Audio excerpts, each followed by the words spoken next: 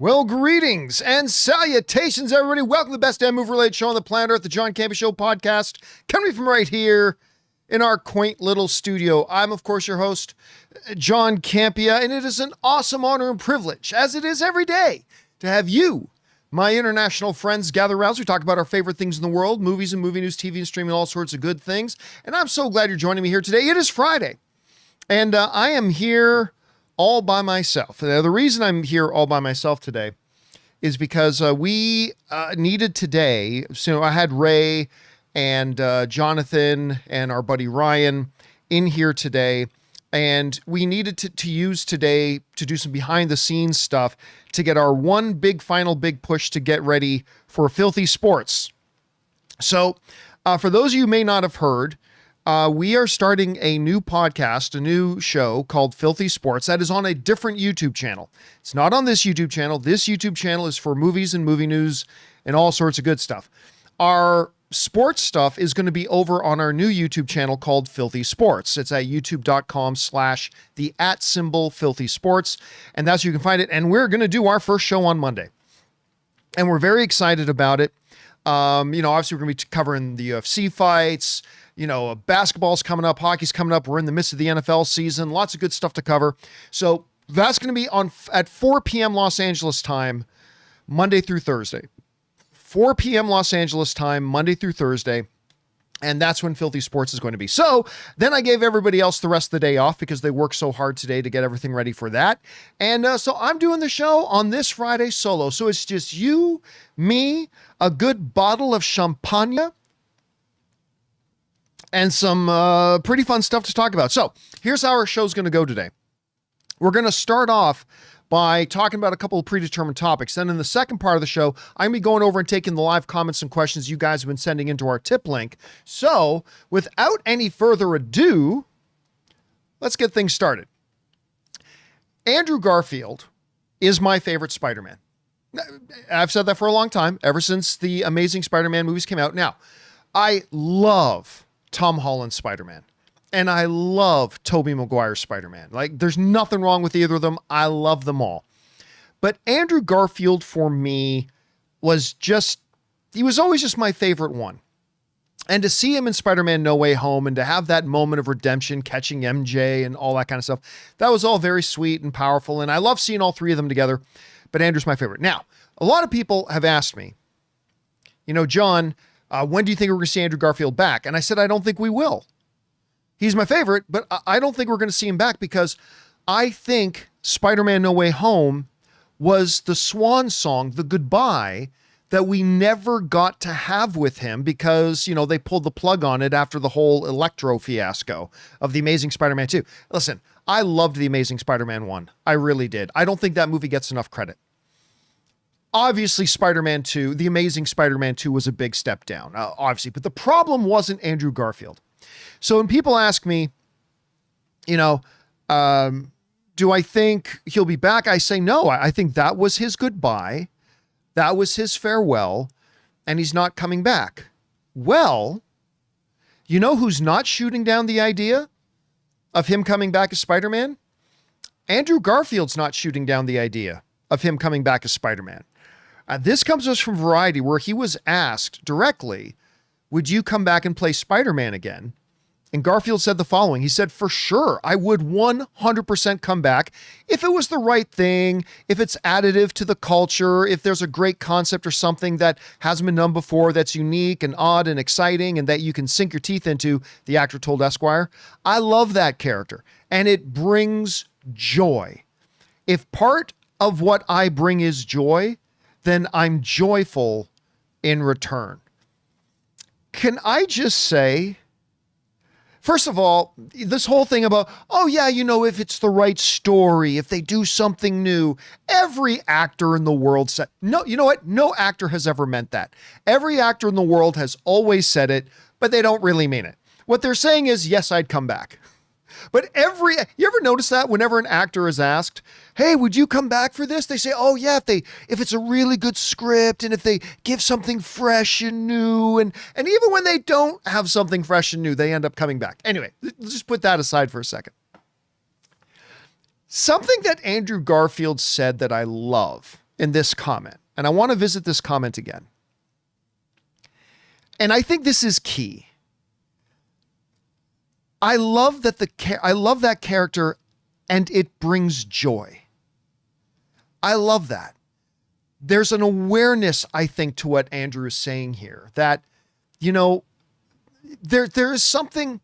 Acting is a job, right? Like any other job. You know, you go to work to get paid. You get your next job to get paid. It's a job. Acting's a job. A lot of people forget that.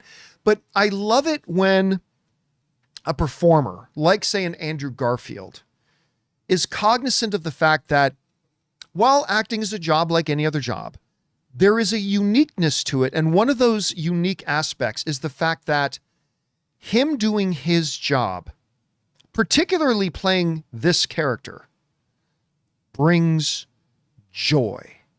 It brings joy. People love seeing Spider-Man on screen. People love, at least people like me, love seeing him on screen as Spider-Man. And it gives joy.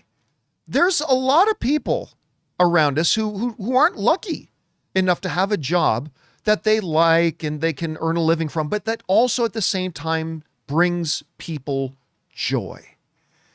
And I think when you find yourself in a spot, a unique spot where you can not just do a job and get paid well for it, but you can do a job and literally bring joy to people, I think that's cool. And look, sure, the pessimist part of me is saying like maybe Andrew Garfield is just spouting platitudes. That's fine. But I personally, when you watch a lot of interviews with him and everything like that, I personally believe he really means that. I think he's cognizant and recognizes that when he plays Spider-Man, it brings joy to people. And bringing joy to people is something not a lot of people get the opportunity to do. And I'm loving that he's saying he'll come back. Well, now that brings up the question, though, the $1 billion question. He says he would come back. Okay, great. But is he going to come back? I'll tell you what, you guys know I have been 100% saying no, he's not coming back. I mean, I would love it because he's my favorite. Obviously, I would love it. I'm biased. I want to see him come back. But even though I want to see him come back, I've been pretty steadfast in the sense that Spider-Man No Way Home was his farewell. It was him finally getting a chance to say goodbye that he didn't get a chance to do in the Amazing Spider-Man movies. I might be starting to change my mind. I'm not saying I have changed my mind. I'm saying I might be starting to maybe be convinced a little bit the other way. Look, the reality is that we have a Avengers Secret Wars movie coming. And we know that Secret Wars, now listen, the movies never completely line up with the comic books, obviously, but I think it's safe to say, even if they take a lot of liberties, that Avengers Secret Wars will be heavy, heavy, heavy multiverse. Heavy multiverse. And you also know, with the fact that Marvel has been in a weaker state than they have been in previous years, that they're going to swing for the fences. And one of the things that a lot of people have been saying that they want is to see the trio of Spider-Men together again. I mean, after all, remember, Tobey and Andrew's Spider-Man didn't die in No Way Home. They just went back to their respective universes. You could bring them back. You can. Of course you can. We've always known they can. But I am starting to think that maybe they will. Look, if I had to put $20 on it, I'm still saying he doesn't. But I have softened on that stance. I'm now thinking maybe there's a possibility. King Daddy Goat in the live chat is saying, what if Doom kills the trio of Spider-Men? Oh, that would be pretty cool. I mean, I hate to see them die, but that would, come on guys, that would be pretty cool, right? If Doom showed up and just took out all the Spider-Men just like that, that would be pretty cool. But yeah, so I'd be down for that. Mario Falcone is saying what I'm saying. Yeah, no more multiverse, please. Don't worry. They're going to be done with the multiverse after Secret Wars, but you can't do a Secret Wars without multiverse. And you can't truly bring multiverse to a close without the crescendo of Secret Wars. And maybe just maybe, they get Andrew back. And Andrew making these comments now, just kind of now affirming out there, oh yeah, I'd 100% come back. I would 100% come back. I don't know. Maybe there have been some whispers. Maybe there's been some discussions. I'm not saying there have been.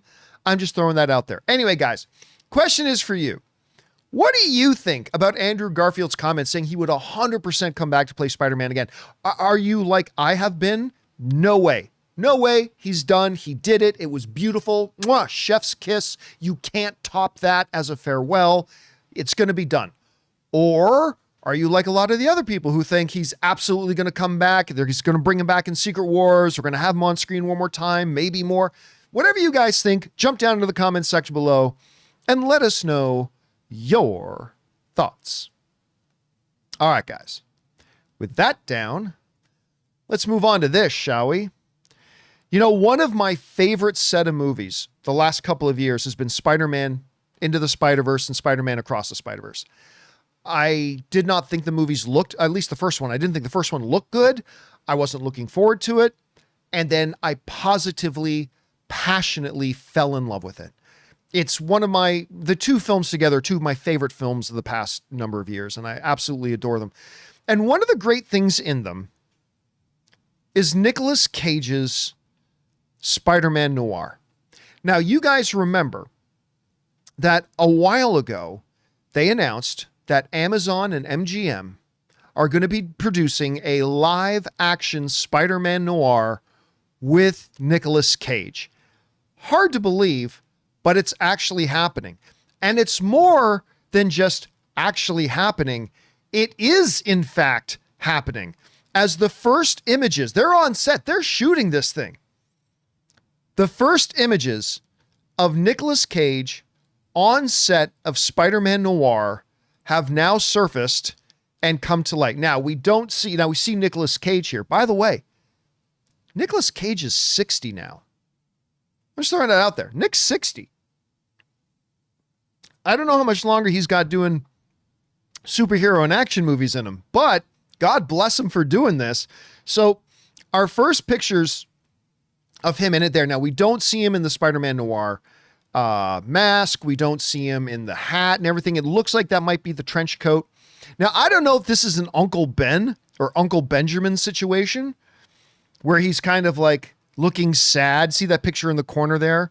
He's down on one knee and his head's bowed down like he's sad and there's a body above him. Or I don't know, maybe that's him laying down. You know what? I take it back. I think that's him laying down on the ground. For a second there, I thought it was maybe he was like kneeling over a body, but now that I think that's him. Anyway, so we're getting our first look. Now look, let's be honest here. These pictures are not giving us much, right? This doesn't tell us anything. I mean, maybe he's out there. Actually, King Daddy Goat's saying he's solving crimes for sure. He's got the trench coat. He's out there solving crimes. Maybe he's out there investigating a crime or something like that. And that's what he's doing. So whatever. We don't really know. There's not a lot to talk about here. Not a lot. The news, though, the reason this is significant to me is because I'm going to be honest with you. And Red Arrow 1316 live chat just put it perfectly. Yeah, it's tangible now. It's real now. Because listen, it's not that I didn't believe the reports. Of course I believe the reports that Amazon and MGM have said they're going to do a Spider-Man Noir. But it's one of those projects that, yeah, I know they said that, but in the back of my mind, come on, a lot of you guys are probably right there with me. In the back of my mind, I'm kind of like, but it won't actually happen, right? Like, I know they say they're doing it. MGM has made it official. Yeah, we're going to do it and all that kind of stuff. Like, I know they're saying that, but in the back of my mind, and I'm sure for a lot of you in the back of your minds, don't really think it's going to happen. I think they plan it. I think they intend to do it, but I don't really think it's going to happen.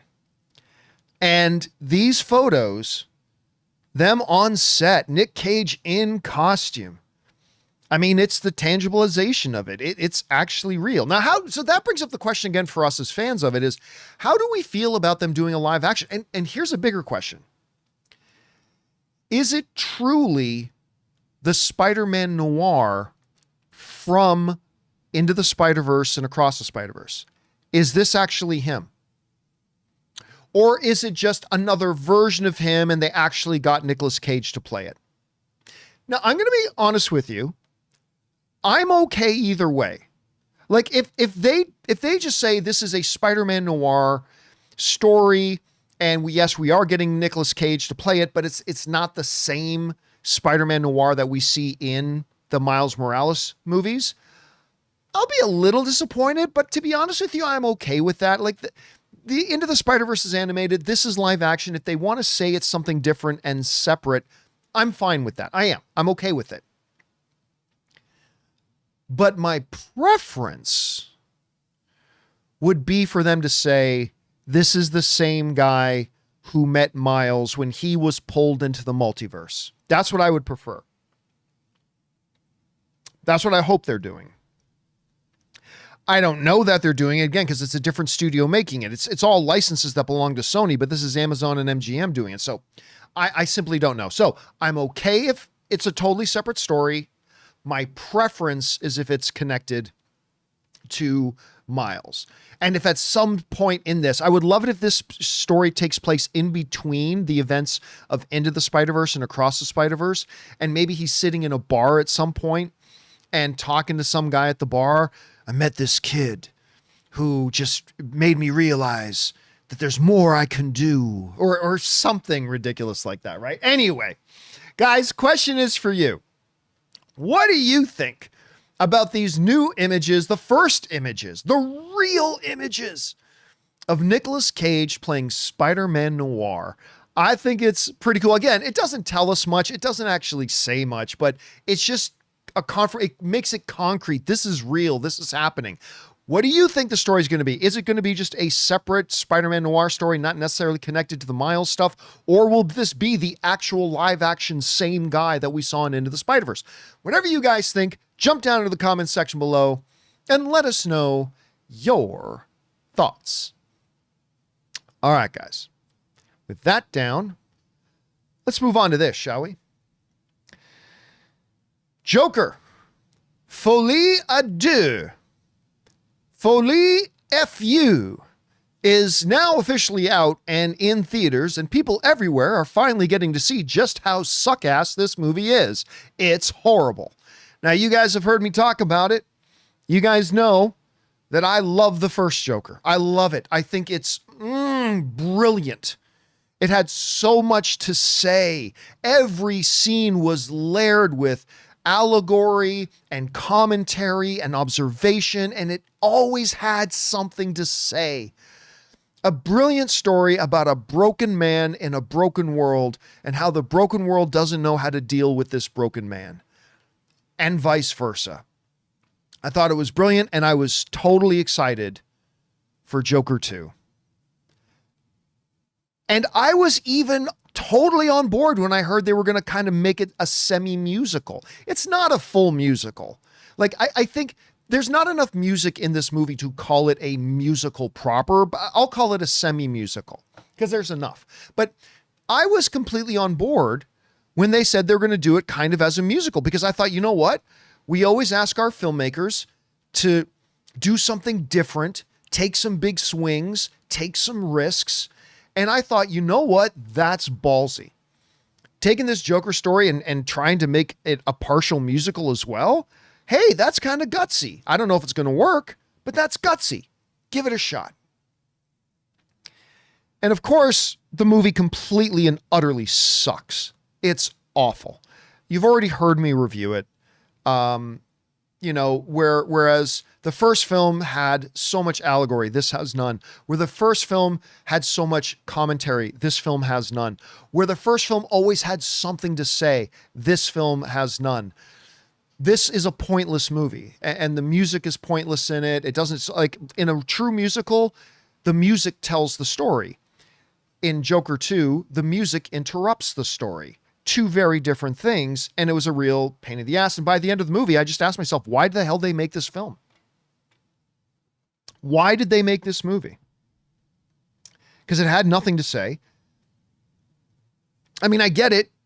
They made over $1 billion with the first one, and it won Academy Awards. I get why you'd want to make a second one. But I mean, damn, wait till you've got an idea that you can make it work, because this didn't work. Anyway, we've gone over this. Now I'm just beating a dead horse, and I apologize. But here's the funny thing. The first reviews for Joker 2 were not great. They came in at around 60%. 60, 61, 62. So lower than the 69 that the first one had. But I mean, it wasn't not the worst, right? Not great, but not the worst. I hated it. Well, now that a whole ton more reviewers have seen it, those review ratings have dropped like a rock. As Joker Folie à Deux is now sitting at 34. 34%. That's significantly lower than, that's less than half of what the first Joker was, right? But that's not what we're here to talk about today.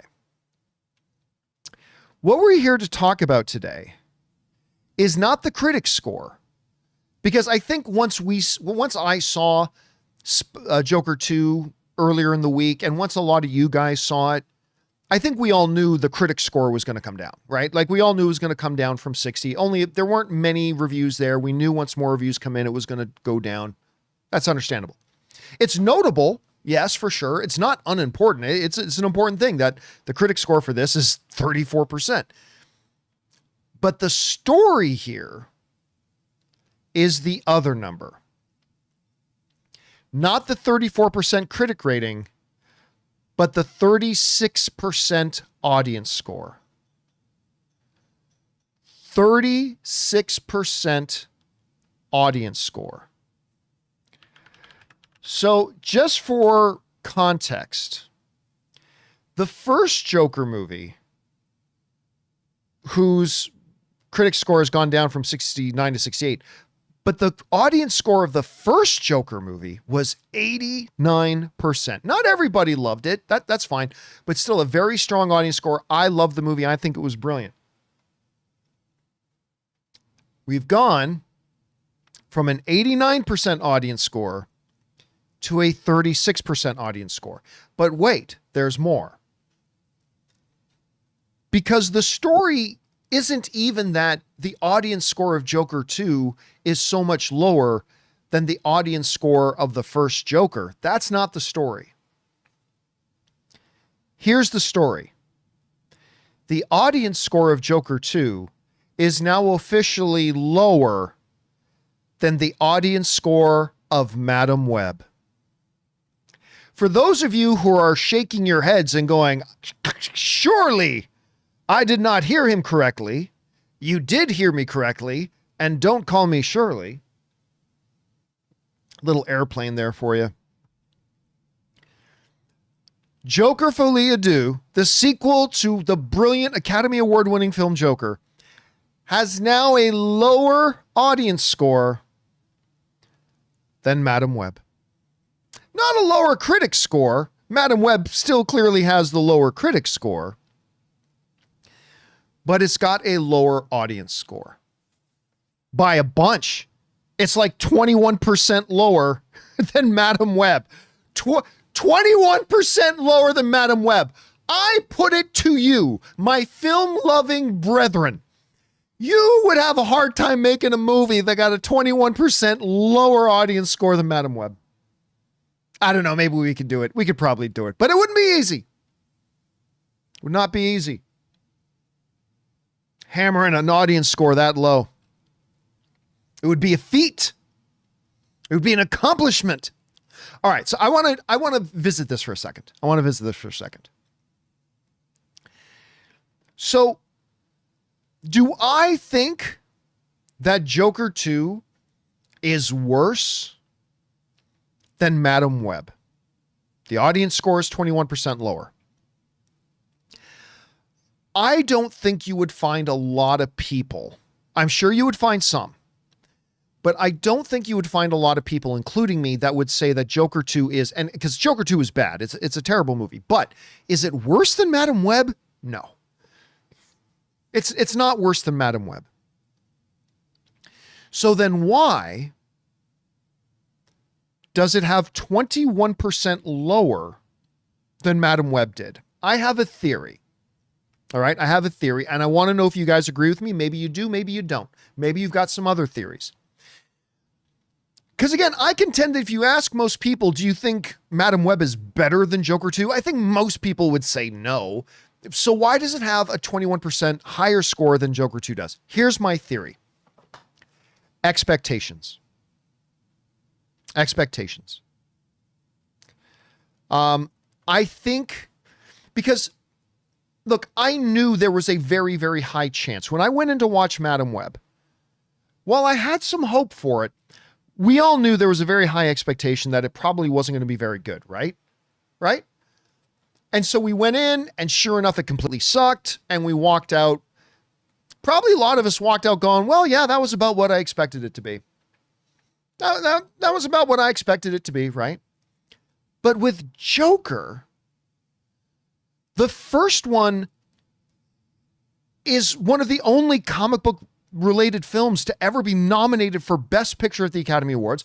It won Oscars. Joaquin won Best Lead Actor at the Academy Award for playing Joker. Our expectations were sky high. And I think, and you can tell me if you think I'm wrong on this, that's fine. But I think because of that, whereas we walked out of a terrible Madam Web movie going, well, it was about what we thought it would be. Maybe even a little worse, right? Like, yeah. But I think I can only speak for myself. When I walked out of Joker 2, I'm like, what the hell happened? What the hell happened? How did you go from Joker to this bag of shit? How? Right? So we walk out of Madam Web. Yeah, you know, that was awful. We pretty much thought it would be awful, so it's awful. But we walked out, at least I walked out of Joker going, what the fuck? What happened? And so my theory is that the reason we see a difference, a more positive difference on something in the audience scores with Madam Web to Joker 2 is not so much that a lot of people honestly think Madam Web is better than Joker 2, because as bad as Joker 2 is, it's better than Madam Web. But I think it's more of our visceral reaction. We didn't really have a visceral reaction coming out of Madam Web. We had low expectations. We didn't have a brilliant first Madam Web, and then we had a crappy second Madam Web. You know what I mean? But in coming out of Joker 2, we had been looking forward to this movie for years. Oscar-winning movie. The great shining hope of the comic book genre. With a movie that you know, exceeded, it elevated, it transcended the genre and brought something to a comic book film that not many have ever done before. And we loved it so much. And so we go into Joker 2 with those kinds of expectations. And I walked out like wanting to slam my head into a wall. Go, what the hell just happened? And my theory again is that it's that difference in what we were expecting. It's that difference. Madam Web didn't shatter our hopes. Joker 2 did. We didn't go into Madam Web with the highest of hopes and believing this is going to be one of the greatest things ever and all this kind of, no, we went in probably expecting it was going to be crap. And we came out, it was what it was. But Madam Web didn't break our heart. Joker 2 broke our heart. And I think because of that heartbreak, I think that's why we're seeing the difference in the audience scores. Again, that's just a theory, right? That's just a theory of mine about how that's going to do. By the way, I see Brigandity in the live chat saying the next flop is Venom 3. Not according to the official box office projections. The official box office projections are saying it's going to do pretty good. I mean, it's not going to be an $800 million film like the first one, but the projections are saying it's going to do pretty good. Here's the funny thing.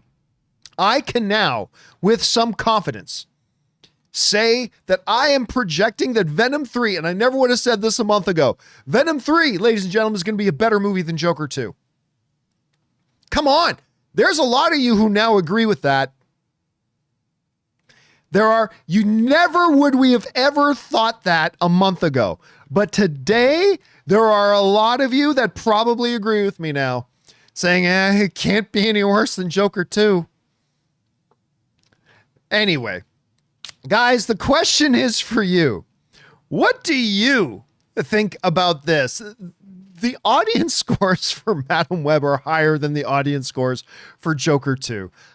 Maybe there are some of you that think Madam Web was better than Joker 2. I certainly don't, even though I think Joker was terrible. But I don't know. What do you think about that? And what do you personally attribute that to if you had to theorize? Whatever you guys think, jump down into the comment section below and let us know your thoughts. All right, guys. With that down, we are now going to move on to the most important part of our show, of course, which is taking the live comments and questions that you guys have sent into us. But before we do, we're going to take a quick second and thank a couple of sponsors of today's episode of the John Campea Show podcast, our friends at the Dollar Shave Club and the Perfect Jean. Guys, we want to take a second and thank a sponsor of today's video, Dollar Shave Club. Hello there, my fellow handsome gentlemen. Nice face you shaved there. Whether you're going smooth shaven or maintaining a beard, Dollar Shave Club offers shave and grooming products that are always high quality, but never overpriced. If you like to wet shave for that clean, close shave, they've got the Club Series 6 Blade Razor. A shave so comfy your skin will take a nap. 6 stainless steel blades for our closest and most comfortable shave, with a vitamin E infused lubricant strip for comfort and glide and precision trimmer for precise detailing. Their amazing shave butter, clear view, smooth glide, designed for precision. Shave butter is a translucent shaving cream alternative that allows you to see exactly where you're shaving. Bonus, it has long-lasting lubrication that helps soften whiskers for maximum glide and leaves your skin feeling hydrated. But don't take our word for it. Try it for yourself. You can visit their site right now for 20% off, $20 or more, and get your products delivered right to your door. Visit dollarshaveclub.com/Campea and use promo code Campea for 20% off, $20 or more. And remember, however you shave, Dollar Shave Club is here to help you stay handsome. Guys, we want to take a second to thank a sponsor of today's video, The Perfect Jean. Okay, so I've got to tell you about The Perfect Jean. These jeans are seriously a game changer. You know that feeling you get when you find a pair of jeans that fit so well that you almost forget that you're wearing them? That's what happened when I tried these. I'm not kidding. They're as comfortable as your favorite sweatpants, and they can slide on like them too, but they still look amazing. Look, as guys, we've all suffered through stiff, uncomfortable jeans, but The Perfect Jean is all about recusing, well, your gentlemanly area. These jeans are soft, stretchy, and they fit like they were custom made just for you. Because they've got an insane range of sizes, whether you're a skinny jeans kind of guy or rocking the bigger look. And they didn't just stop with jeans, they've got the perfect tee as well, with just the right amount of stretch to hide that beer belly, but still make you look great. It's finally time to stop crushing your balls in uncomfortable jeans by going to theperfectjean.nyc. Our listeners get 15% off your first order, plus free shipping, free returns, and free exchanges when you use the code Campea15 at checkout. That's 15% off for new customers at theperfectjean.nyc with the promo code Campea15. After you purchase, they'll ask you where you heard about them. Please support our show by telling them that we sent you. F your khakis and get The Perfect Jean. And thank you to our friends at the Dollar Shave Club and The Perfect Jean for sponsoring today's episode of the John Campea Show podcast. All right, guys, with that down, let's get on the important stuff and taking your questions, shall we? We're going to get things started off here with Baldur's Grape. I like that. Right. Hey, gang, I know you didn't enjoy Terrifier. I did not. But cool facts and growth story. Terrifier 1 had a budget of $35,000 and made $400,000. That greenlit Terrifier 2 to have a budget of $250,000 and it made $15 million. That's amazing. Now the third has a budget of $2 million. And you know what?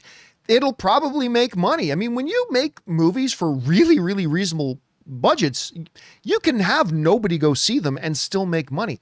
You know, one of the greatest examples of this ever was like of a movie that they literally spent bus fare on and then it went on to make like ridiculous amounts of money, was the first Blair Witch Project. Remember that? Like they shot that movie on cameras that I had at the time. There were these cameras called the Sony VX1000s. I had a couple of them. And they shot the movie on those. Just little consumer level cameras. And they literally just got unknown actors, went out in a forest, shot a little movie, edited it together like found footage. And the movie made millions and millions and millions of dollars. and spawned a franchise and sequels and all that kind of stuff. Not very good sequels, mind you, but yeah, there you go.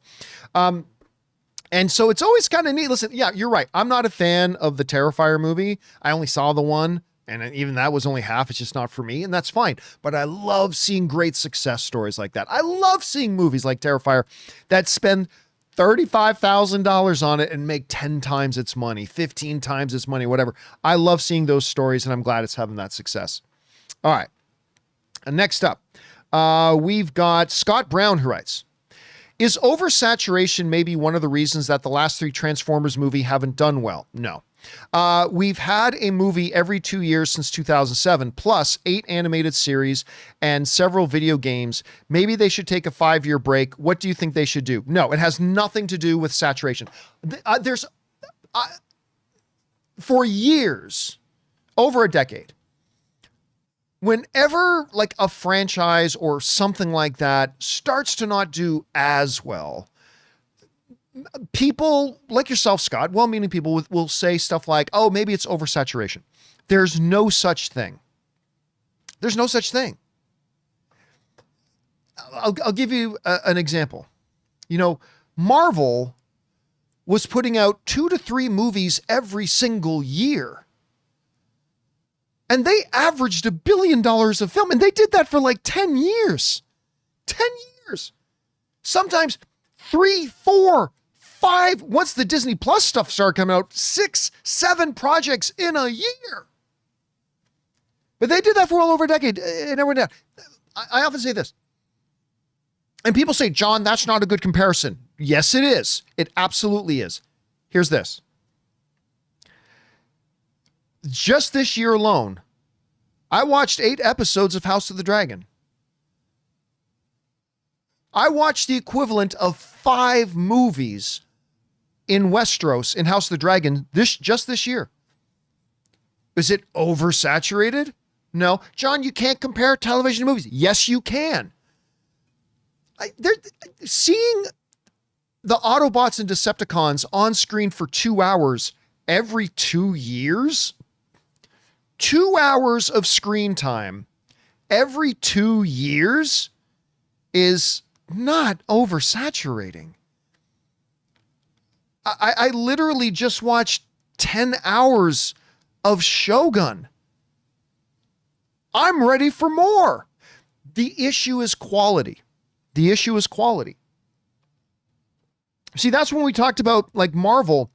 People like every year for the last 15 years, I've had people go comic book movie fatigue. And then 12 years ago, comic book movie fatigue. And then 10 years ago, comic book movie fatigue. And then 8 years ago, comic book movie fatigue. And then 6 years ago, comic book movie fatigue. Like every year for like 15 years. I was like, here, oh, there's going to be comic book movie fatigue.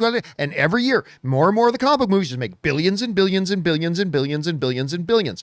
And then when the movies start suffering from poor quality and we see the interest in them go down, again, the same people who've been chirping comic book movie fatigue for 15 years, they go, again, comic book movie fatigue. It's not. It's mediocrity fatigue. It's not a coincidence. Everybody thinks it's some magical coincidence. It's not a coincidence that when Marvel's quality started to take a dip, and they still put out some great stuff, don't get me wrong, but overall, their overall product quality level had dropped. I think we can all agree with that. It's not a mystical coincidence that when that started to happen, that interest started to drop as well. But you put out something that has tremendous interest and people think it's going to be good. Like, I don't know, Deadpool and Wolverine, and it makes $1.3 billion, smashing the all-time record for the highest grossing R-rated film of all time. You put out something of high quality and you're going to see this come back up. It's not oversaturation. The thing that killed Transformers is not saturation. It's quality and lack thereof. And when you put out something that's crappy quality, the next project is going to suffer for it. That's what happened with Bumblebee. Like Bumblebee, I think most people agree Bumblebee was a great movie.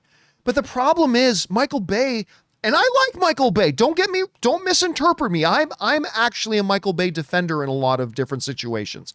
But when it comes to the Transformers, Michael Bay drove that franchise into the grave ground. Like, drove it so far into the ground that finally the audience said, we're not willing to keep coming just because the Transformers name is on it. And then what happened? The Last Night came out and the box office dropped in half. And then the name of Transformers was now mud. So when Bumblebee came out, Bumblebee paid the price. Bumblebee paid the price. Then Bumblebee comes out and it's really good. But instead of doing a Bumblebee follow-up, they decided to go back to the Michael Bay formula and did Transformers Rise of the Beast. So it was really more like a Michael Bay movie than it was like a Bumblebee. And so when Transformers 1 comes out, now it had something to do with, like, there's a lot of different factors, sure, for the reason Transformers 1 didn't do so well. But again, it's not saturation. It's not any of that. 2 hours in 2 years? Dude, I just watched, I just watched, why am I freezing on the name of the show? Shogun. I just watched like 9-10 hours of Shogun in 1 year. Not oversaturated. It's perfectly, yeah. So it's not saturation, it's quality. And because I guarantee you, if Transformers starts putting out consistent high quality, you're going to see the box office do this. I guarantee it. It's not a coincidence that Bumblebee was great and therefore the next movie that came out actually did a little bit better at the box office, even though it wasn't as good in Rise of the Beasts. Rise of the Beasts was a mediocre movie. So what happens when Transformers 1 comes out? As the quality becomes consistent and high, you will see the box office going up, and it'll have nothing to do with how many movies they put out. At least that's my personal opinion on that. All right. Next up, we've got, not Joker, we've got... let's see. DZ Studios writes, hey, John, quick question. Did you see the new Wolfman trailer? Me and my best friend were talking about it and don't recall you ever mentioning it on the show. Thanks for all you do. Well, that's because we actually talked ad nauseum about it back in April when we did our CinemaCon reports. They actually showed us the trailer for Wolfman back at CinemaCon and we talked very glowingly about it. I love it. Now, it's just a first trailer, right?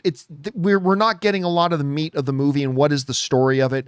That's going to come in further trailers. But for a first trailer, yeah, I think it's really good. I think it's very, very good. So I'm very excited to see it, to be honest. Thanks, DZ. Next up.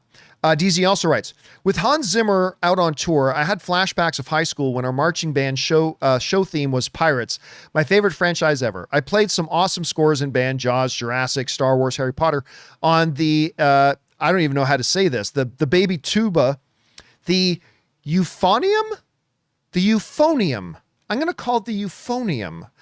I'm not familiar with that instrument. I learn something new every day. Yeah, man, listen, I just went to go see... Couple days ago, Ann and I and a few friends of ours went to go see Hans Zimmer in concert in at the arena here in Los Angeles. It was amazing. It was absolutely amazing. And Tina Gao was there and she's awesome. But I'll tell you, there's Man of Steel is my favorite piece of Hans Zimmer music. What Are You Going to Do When You're Not Saving the World is my favorite piece of Hans Zimmer music. But there are few movie scores. There are a few, but there are not many scores that are more rousing than that Pirates of the Caribbean music. Bum bum ba bum bum ba bum bum ba bum like it's just going and watching Hans Zimmer do it with all these musicians. It was awesome. I love that piece of music. It is completely rousing. I love it. All right. Next up, we got Full Boil, who writes, I need your advice. I haven't seen Alien Romulus yet. I hear it's good, but I'm normally not too great with horror movies. I think I fall fairly high on the Chris Carr horror scale. Do you think I should give it a chance? You know what? That's a great question. And I kind of qualify Alien Romulus almost like an action thriller. Are there horror elements in the movie? Absolutely. Is there scary stuff in the movie? Absolutely. But I feel like it's more in the vein of the second Alien movie, Aliens, that definitely have horror aspects, definitely can be scary, but it's also more of an action mystery thriller with horror elements involved. Now, without knowing you personally and knowing the exact, nuances of your sensitivities, I would say yes. Because it's not like some supernatural where it's going to keep you awake at night. It's not like one of those types of horror movies. So I'm going to, again, understanding that I don't know your particular sensitivities, my general guess is going to be, I think you might be okay with it. It's also a very, very fun movie. So yeah, give it a chance. And hey, listen, if you start to watch it and you realize you can't handle it, you can always just bail on it. No big deal. All right. Thanks for that, Full Boil. Appreciate that. Next up, we got Save Legends of Tomorrow, who writes, one of three. As a pro wrestling fan who grew up on WCW, NWO for life, I prefer AEW to WWE. I know a bunch of wrestling fans that do as well. Your potential future brother-in-law, Nigel McGuinness, not only wrestling again, but doing so in front of 50,000 people in Wembley Stadium for AEW was awesome to see, by the way. Nigel will never be my brother-in-law. Nigel is dating Anne's best friend, Kaori. But Anne and Kaori are not sisters. So no, Nigel will not be my brother-in-law. So just to put that clear. Anyway, but I'm surprised they got a massive new TV deal with TBS, TNT, and Max, given WBD's cost cutting and the WWE's massive resurgence in popularity in the last 18 months after a decade of creative stagnation, which led to AEW and other promotions getting big. I understand pro wrestling has always drawn viewers since the creation of television, but maybe some of that 185 plus million a year could have been put to better use. P.S. Have you seen the Mr. McMahon documentary on Netflix? Yes, I did. The Mr. McMahon documentary on Netflix is really, really good. Bill Simmons produced that, by the way. Really enjoyed it. Thought it was great. All right. So here's the thing. Yes, Warner Brothers is cutting costs, but they're still doing business. Other companies cut costs, but that doesn't mean you stop doing business. You still do business. You just spend less money overall and rethink about where you're putting your money.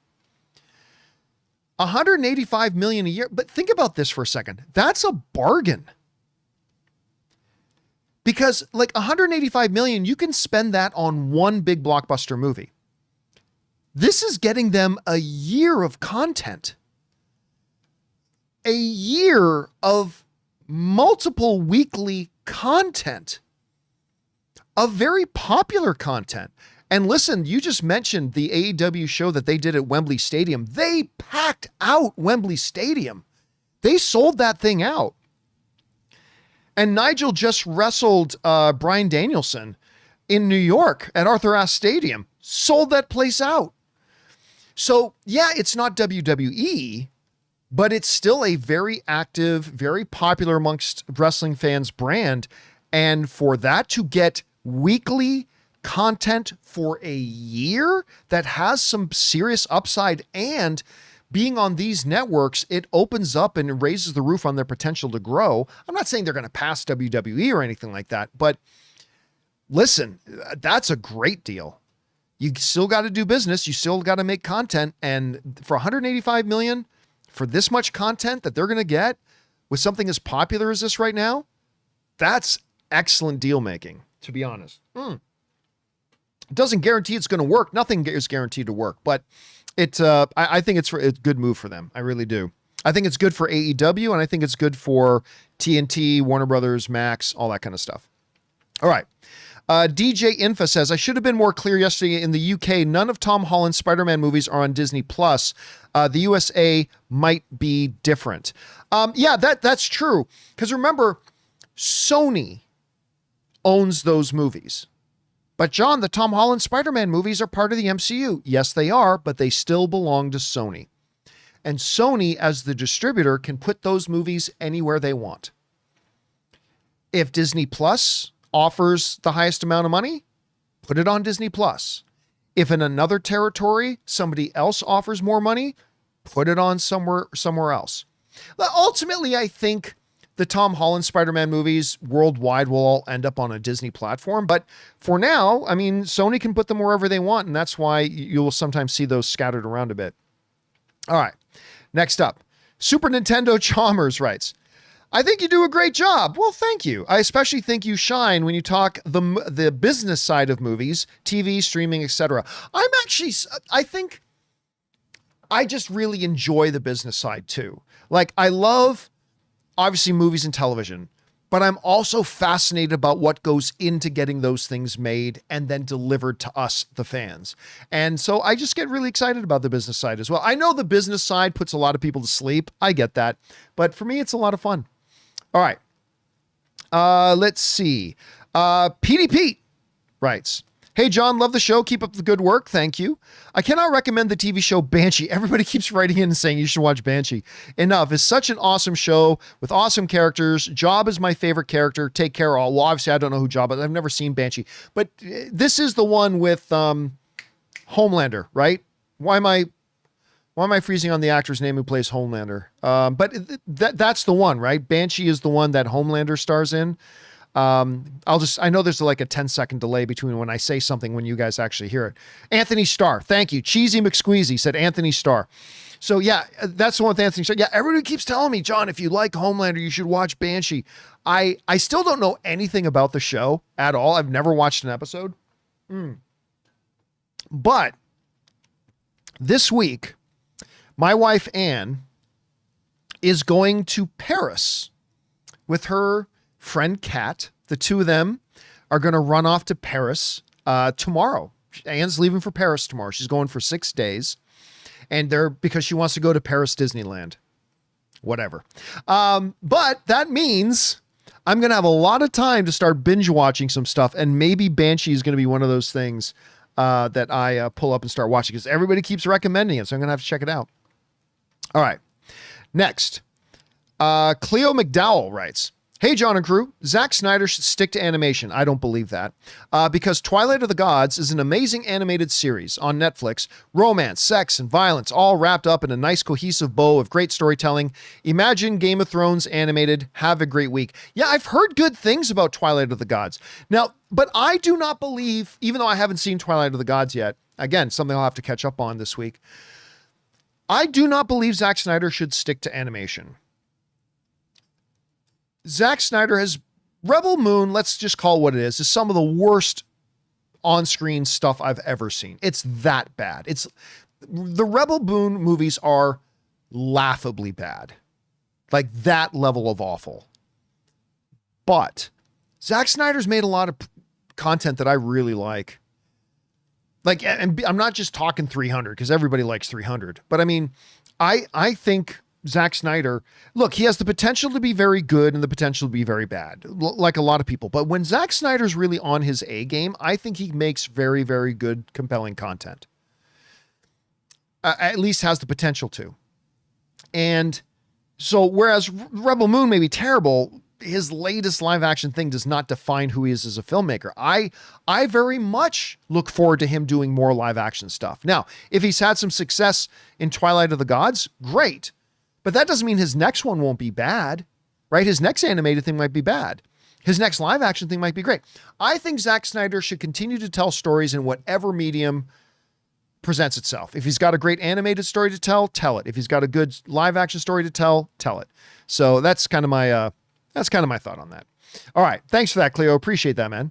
All right. Next up, Amin writes, Rings of Power Season 2 was so great. It really was. Definitely still had issues. I agree. But the show and story are clearly set for great things to come, I hope. I pray Charles Edwards and Charlie Vickers both get some award recognition. They were the heart of this incredible season, incredible stuff. I'll be honest with you, I don't know any of the actors' names. I know none of the actors' names in the show. But, we talked about it. We've talked about it on this show a number of times since season 2 came out. You guys all know how disappointed I was in season 1 of Rings of Power. Oh, I was so looking forward to that show for years. I looked forward to Rings of Power. Years. I was salivated and was counting down the years and months and weeks and days until Rings of Power finally came out. And I nearly tapped out of the show with the first episode. It had its moments. season 1 had its moments. Even had one or two of the episodes I even thought were pretty good. But overall, I was so disappointed with season 1 that I didn't even care when season 2 was coming out. And then season 2 came out. I've said this and I will say it again. Like, I still don't think Rings of Power season 2 is as good. It's nowhere near as good as Shogun. I still don't think it's as good as House of the Dragon or anything like that. But I said this and I stand by it. I don't think I have ever seen a television show that has turned it around from one season to the next the way I just saw Rings of Power. Because I was not happy with season 1. So many of us were not happy with season 1. Ugh. And then how they pulled off season 2, how they turned it around so much from one season to the next completely baffles me. It completely baffles me. Fanboy saying, what about Parks and Rec? Yeah, season 2 of Parks and Rec was a definite big step up from season 1, but season 1 was still good. Like, season 1 was enjoyable. I like season 1. It's nowhere near as good as season 2 and how good the rest of the season was. Season 1 is the weakest of the seasons, but season 1 was still good. It was still good. Rings of Power season 1 was not. I mean, I'm sure there's some of you that liked Rings of Power season 1, and if you did, that's great. I celebrate that. I'm just saying not for me. So for me, Rings of Power season 1 was not good. And then season 2 is like really good. Not House of the Dragon good, not Shogun good, but it was really good. I have never seen a show go like make such a transformation from one season to the next like this did. And hopefully, fingers crossed, they'll continue that with season 3, or they'll go back to being really disappointing like season 1. We'll see. All right, next up, David writes, Celebrimbor telling Sauron pity will be his demise, aka Bilbo's pity of Gollum. The Númenóreans coming for timber, Ents who were promised peace. Adar getting stabbed like Sauron in episode 2. The finale was awesome. If this is Rings of Power 2/5 seasons, if this is Rings of Power, you mean 2 of 5? I don't know if they're going to do 5, but anyway, listen, I'm not going to say I'm ready for 5 seasons of it yet because we've had 1 bad season, 1 good season. I want to see how season 3 is going to be. Because right now, in my opinion, Rings of Power is batting 500. They got 1 win, 1 loss. Let's see how season 3 is. Does season 3 continue the upward trajectory of quality? Or does it fall back down to season 1? So I'm not going to sit here and say I'm ready for 5 seasons of this until I see season 3. So I'm super happy about season 2. I'm just not ready to say that changes everything. Let's see how season 3 is. All right. David writes, hey, John, first time commenter here. Thank you, David, for being here. Appreciate that, man. I'm going to echo some of the other viewers and say Rings of Power season 2 is my second favorite show of the year after Shogun. And I was lukewarm on season 1. It was bold, epic, but had time for small moments too. I personally don't think it's as good as House of the Dragon, but I mean, one of the great things about it is they tightened up the storytelling. They streamlined the storytelling. Every scene served a purpose. Did not do that in season 1. There was a lot of lingering and meandering and kind of plodding along and all this kind of stuff. Season 2 did it much better. And you're right. It took time for the big epic stuff and it took time for the small, gentle stuff. And I thought it did it really well. It obviously took some liberties with the original source material, but it also stayed true to the spirit of a lot of the source material. But I mean, here's the thing about the source material though. Okay. Can I just say this, please? Like the Silmarils and the Silmarillion, like a lot of people treat that book like it was the very essence of J.R.R. Tolkien poured in a very specifically and carefully crafted sort of thing. And it is brilliant and it is great and all that kind of stuff. But can we stop pretending that book was some carefully crafted step-by-step, tome that was put together by J.R.R. Tolkien? It wasn't. Okay. It was a bunch of dispersive writings that J.R. Tolkien did that after he died, his son came along, his son and another guy, I'm forgetting the name of the other guy off the top of my head, came along and kind of pulled them together, put them into one sort of thing. And by the way, they themselves also sat down and started filling in some of the gaps and started writing in some of their own stuff to kind of piece it together. The Silmarillion is a very, like some people say, oh, they should make a movie about the Silmarillion. Tell me you haven't read the Silmarillion without telling me you haven't read it, because you clearly haven't read it if you think you can turn that into a movie. You can't. I mean, it's like all over the place. It's like, how many Valar are there? And what was the songs? And what the hell did the Balrogs ride? And what's the dude's name's Fangolin? What? Fangolin. Sure. And everything rhymes. His name's got to rhyme with Gondolin. Is Gondolin the thing you ride, the boat you ride in Venice? No, it's the last great stronghold that Morgoth couldn't go and conquer. But it's just, it transpires so many eons and is so wild. It's a book that literally tells like 14,000 different stories that are all over the place and whatever. And it drives me a little bit crazy when I see people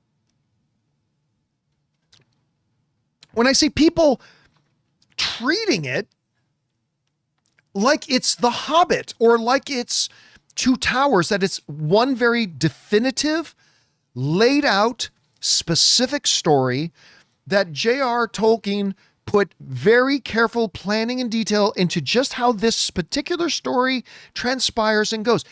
It's a collection of his writings that maybe he intended at some point to put all together in one thing. Yes, I acknowledge that 100%, but I'm saying he never did it. He never got around to it. Partially because of his own ideas, partially because of his own schedule, partially because of his publishers, all that kind of stuff we can go into. Yes, but the bottom line is J.R. Tolkien never actually assembled that book. He got a whole bunch of it done, and then his kid and another guy came around, and they kind of pieced it together and then filled in the gaps writing. The Silmarillion is in and of itself a work of adaptation. The book is in and of itself a work of interpretation. And I get kind of sick and tired of people coming along and instead of evaluating art, because that's what movies and television shows are, they're art. Instead of evaluating art based on its own merit, like, hey, did you tell a good story? We instead go, did you interpret that original source material the way I would have interpreted it?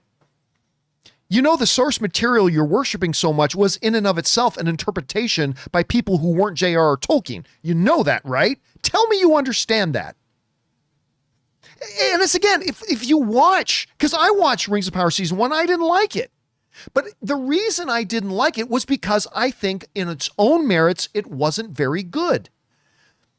I did not like it because I don't like that dwarf wore their, inner tunic in a way that's different than the way it's described in the book.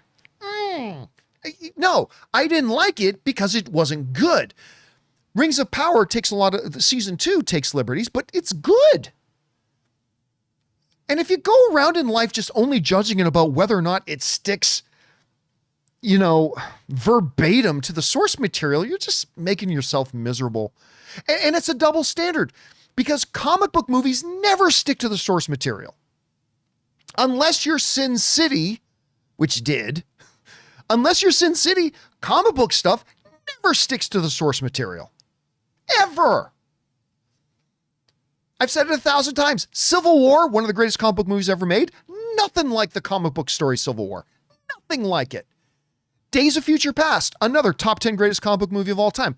Nothing like the comic book story of Days of Future Past. Yeah, there's a lot of thematic stuff that's the same, but they take massive liberties with it. How'd I get off on this tangent? I'm not sure. I'm not sure. how I got off on this tangent. But anyway, all I'm saying is this, guys. All I'm saying is this.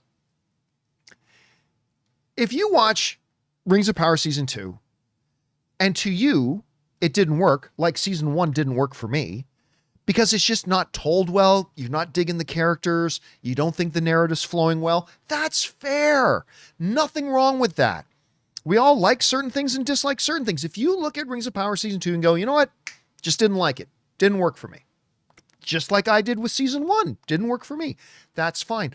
I'm just saying, can we start looking at art and evaluating it based on its own creative merit rather than, does it stick to the source material? Grow up. Grow up. The source material in this case was in and of itself a form of adaptation and interpretation and improvisation. So anyway, that's I've gone off on that long enough. That's just me. All right. Sorry, I get off on a tangent. I forgot how I even got on it. Sorry about that. Okay, next up. Anonymous writes, has anyone else thought that the stranger from Rings of Power looks like Jim Henson? You know what? I thought that myself a little bit. I keep waiting for an orc-like puppet to show up behind a rock at waist level and say, it's not easy being green. Or, wow, stranger wizard. While we're waiting, maybe we can count to 10. 1, 2. I don't know. But yes, I completely agree. Stranger, who we now know is Gandalf, definitely looked like Jim Henson. 100% he does. I agree with you completely on that. All right, next up.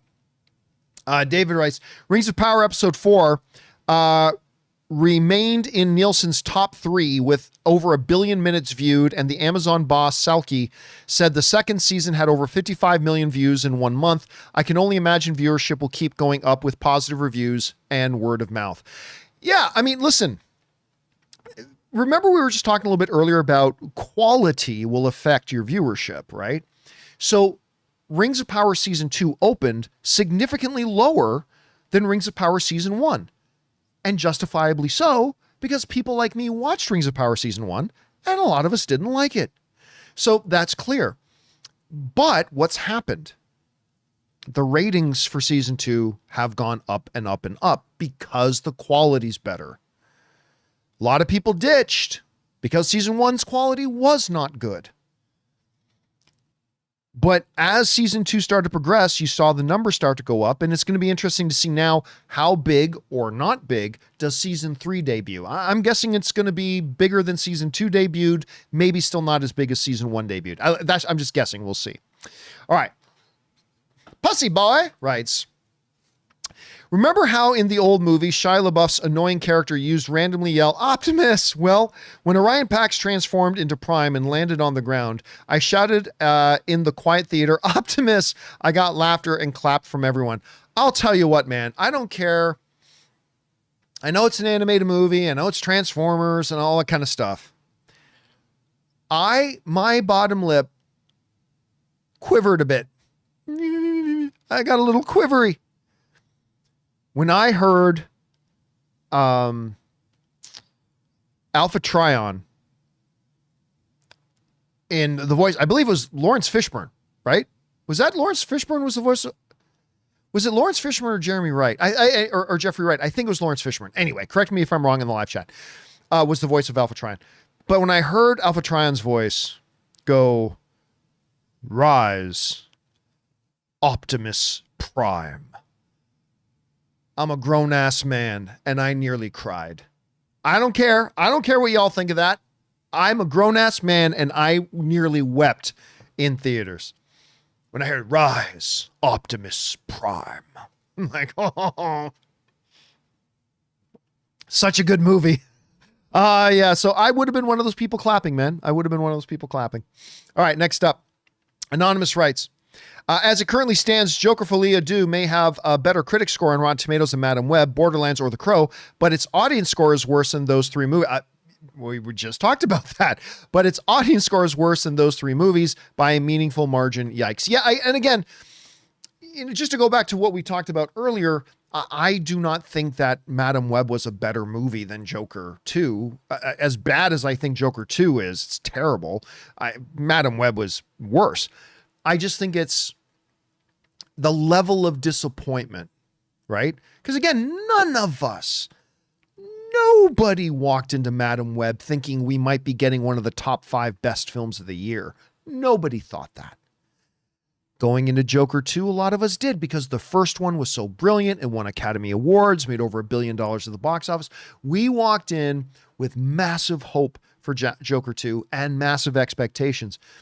And the difference in Madam Web from how good we thought it could be to how bad it actually was about that much. But the difference between how good we thought Joker 2 would be to how bad it was a much bigger gap. And that's why I think a lot of us, when we think of Madam Web, we don't feel as upset about it as we do when we think about Joker 2. I don't think there's anybody who was upset at Madam Web. Like, we pretty probably figured it wasn't going to be very good. But a lot of us are very upset at Joker 2 because we know how good it could have been. Anyway, Blackberry writes, 1 of 2. Have you all seen The Substance yet? Jonathan did. We talked about it on the show the other day. Oh man, what a film. I have many thoughts, but I'll be brief. Demi Moore is wonderful in the film. I've heard it's her best performance of her career, actually. Just a fantastic, unhinged performance. She eats up that scenery. The movie itself is about 10 steps past the line of bonkers and is so damned entertaining. Just a note, I could not finish my butter popcorn while watching this film, so careful what eats you have with you. Yeah, one of the things that Jonathan Voico, producer Jonathan, said, actually, there's a third part. There wasn't just 2. I don't want to skip over Margaret Qualley's performance. She is equally insanely good, but Demi Moore steals a film. I'm excited to hear what your guys' opinions are. An insane fever dream of a movie. Bring on the filthy. Yeah, and again, Jonathan spoke about the movie on the show a couple of times this week. But one of the first things he mentioned to me, I remember, and he said it on the show too, was be careful what you eat before seeing the movie. I think his line was, don't eat sushi or seafood of any kind before seeing this movie. Apparently it's very graphic. It's very gross. It's like bonkers and crazy. And I still haven't had a chance to go to see it. Jonathan did for us, and he thought it was really good. But, he said it's not one of those movies that I think I'll watch multiple times because it's so extreme, he said. So, but it's getting a lot of good word of mouth, Blackberry. And clearly you're one of the people that really appreciate it. And I'm looking forward to watching it myself. All right. Thanks a lot for that, man. Appreciate that. Let's see. Mega Red 555 writes, 1 of 2. Hey crew, happy Friday. I'm doing Rocktober this month with my friends, watching many of The Rock's greatest hits and trying to get a deeper appreciation for what he does. For the first time, I'll be watching Fast 5 through 7, Moana, Rampage, Skyscraper, San Andreas, Black Adam. Maybe I should bring this up on screen. Sorry. Black Adam rewatch, maybe Mummy 2. Am I missing any notable entries? Maybe a small film I missed. I've watched the Jumanjis many times already, but don't think I'll visit those again. But those are probably my favorite performances of his. My favorite performance of Dwayne Johnson is probably in a movie called Fast. Well, actually, let me double check. This. Dwayne Johnson. Oh, no, not Fast. Faster. I think it's called Faster. Yeah. A Dwayne Johnson movie called Faster. I think his performance in it is really, really good. Let me see if I can bring it up on screen here. It's a really good performance. And then there's another one called, it's where his son is in, I think, is it Snitch? Is that the name of it? Snitch? Let me double check here. Snitch. I think so. Yes. Okay. Dwayne, very similar poster, but Dwayne Johnson's movie Snitch, I think it's a really, really good performance. It's a very different movie for Dwayne Johnson. I wish he would do more of these types of movies, actually, but it's a movie where his son gets in trouble. He gets arrested and they're going to throw him away for life unless they turns over and snitches on the drug dealers that he was working with, and Dwayne Johnson offers to do it in his place. Anyway, it's a great movie. Walking Tall is a good one. Central Intelligence is a fun one. Yeah, there's a couple. Dwayne Johnson's actually got a lot of movies that I like. I make no apologies for that. Dwayne Johnson's got a lot of movies I really like. Red Notice is not one of them. And this new Red one that he's doing with Chris Evans, the one with Santa Claus, this does not look good to me, but Dwayne Johnson's got a lot of movies I really like. All right. Next up, Raymond Verrata writes, I just saw the trailer for Outside, a Netflix Filipino zombie movie. I've not heard of this. A Netflix Filipino zombie movie. I'm going to have to check it out. Opening October 17th. It's about a family heading to their ancestral farm to flee the zombie apocalypse. The trailer doesn't feature much zombie action. Is it scarier if you don't see them? Well, oh, by the way, Cord Cutter Cam is mentioning The Rundown. Yeah, The Rundown's great. I really like The Rundown. That's a good one too for Dwayne Johnson. It's not always the case. Like, it is true, and a lot of Asian horror filmmakers get this better than North American filmmakers do sometimes, that what you don't see can often frighten you a lot more than what you do see, right? A great example of this in a North American film was the M. Night Shyamalan movie. Damn it, what's the name of the one again where the aliens invade and they throw water on them? I'll wait for one of you guys in the live chat to mention. I'm freezing on the name of the movie. Anyway, so in that movie, Signs, that was Joshua Gonzalez, Briganti, Millie Magnus, Signs. This is a great example. Throughout the first, like, 2/3 of the movie, you never see the aliens, right? Like, at most, you see just a quick, brief glimpse of them as they disappear around a corner. Or as, you know, Mel Gibson turns his flashlight to the cornfield and just catches as the foot of one of the aliens is disappearing into the bushes, right? That movie is far more frightening when we don't see the aliens versus to when we do eventually see them. And listen, I still like when we saw them and everything, but that movie was scarier when we didn't see them compared to when we did. That, but it's not always the case, right? It's not always the case. Sometimes it gets straight up more frightening once we do see them. Aliens is a great example. Like hearing the rumbling in the ceiling and the pounding on the door. Yeah, that's scary. But when you actually see the aliens come through in the Alien movies, that gets, so sometimes what you don't see scares you more. Sometimes what you do see scares you more. But if they can bring that kind of a motif to something like a Filipino zombie movie, that could be kind of fun. I'll look forward to that. All right. Thanks for that, Raymond. Next up, Mega Red 555 writes, going to Hans Zimmer live tomorrow in Seattle. Enjoy yourself, man. I just saw it. It's so good. I still can't believe this is happening. I've been listening to him since inception, and he's made all of my favorite soundtracks. Man of Steel is my favorite. Mine too. Even if I don't quite like the movie, he is the GOAT. He's nowhere near the GOAT. I am sorry to throw the water on everything, but he's great. I loved the show. Hans Zimmer is awesome. But nobody will ever touch John Williams. I'm sorry. That's just a fact. No one's ever going to touch John Williams.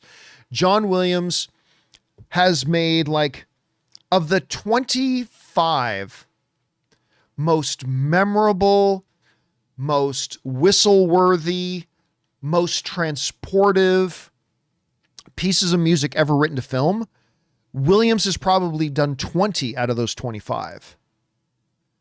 Like, all you have to do with a John Williams score, and I say this as somebody who loves Hans Zimmer, he does very different kind of music than John Williams does, but it's a little bit apples and oranges. He's magnificent. I loved it. I couldn't believe how much fun I had at his show the other night. But for me, and it's subjective, for me, like, there'll never be anyone like John Williams again.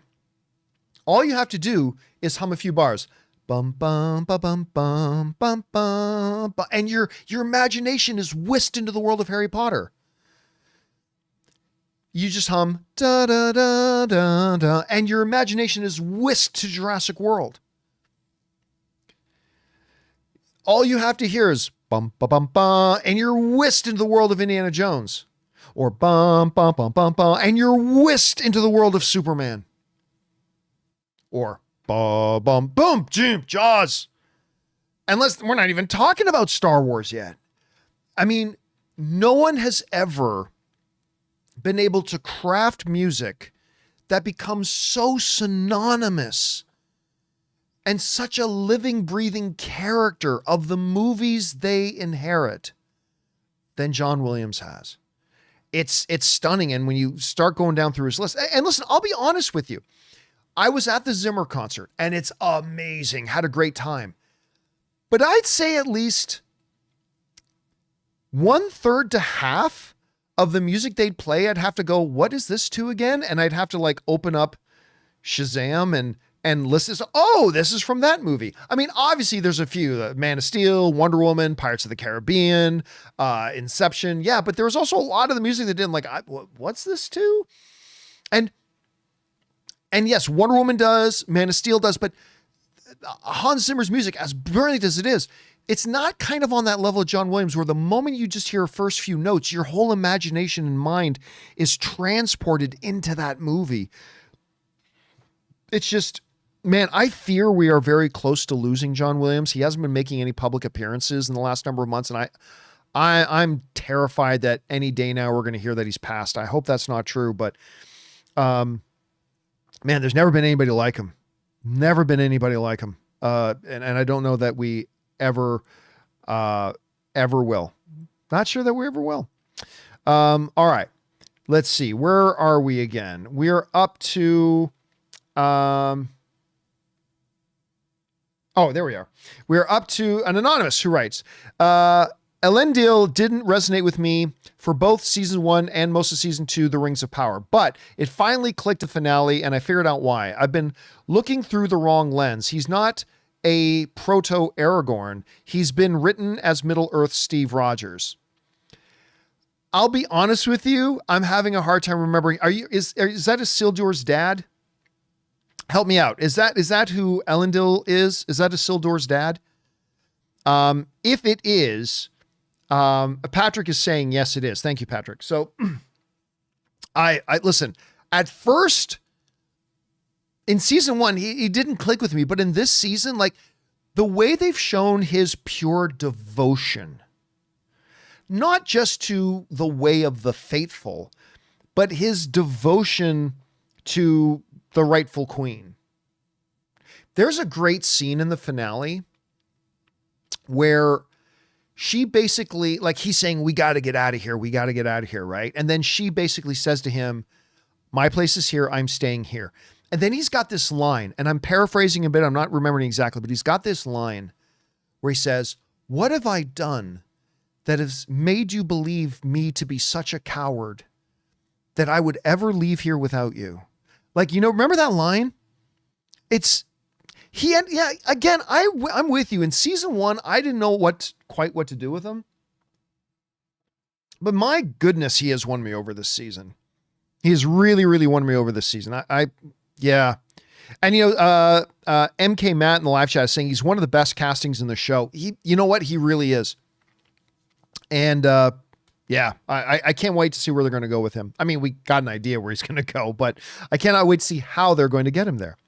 All right. Anonymous also writes, regarding the Rings of Power finale, if that Jared Kushner looking son of an orc tries to cut down the Ents, I hope he meets the same fate as Dementis at the end of Furiosa. Oh, that was grotesque.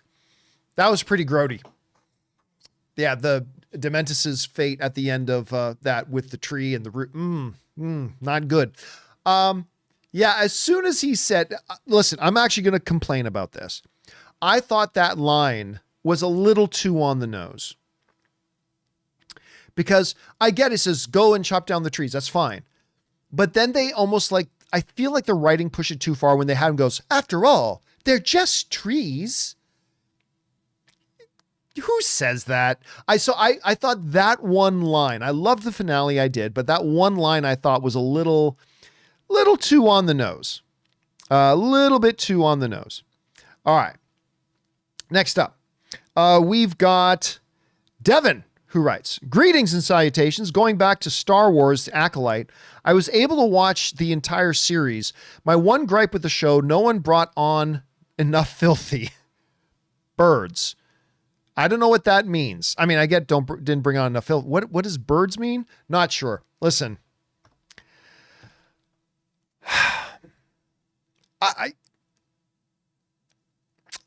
I just couldn't believe, because if you guys have seen Russian Dolls, it's not a good show. It's a great show.